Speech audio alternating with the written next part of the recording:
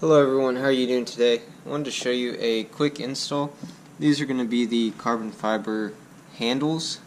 You simply flip it over, take off the tape here, and apply it. So this is actually a really easy install, so I'm just going to show you what it looks like once it's complete. The final look turned out pretty good.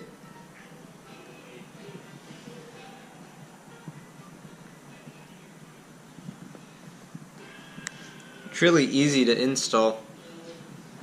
The only thing that takes time is actually peeling off the backing.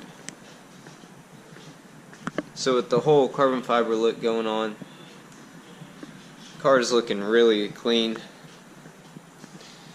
And just to let you know, they did come with one that has a hole in it. That way you can fit your key in there if need be.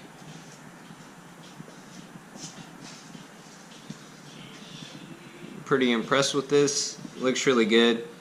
I decided to go with the car handles because this looks crazy to try to wrap right here. And I don't want to have to take off the whole door frame just to be able to wrap handles.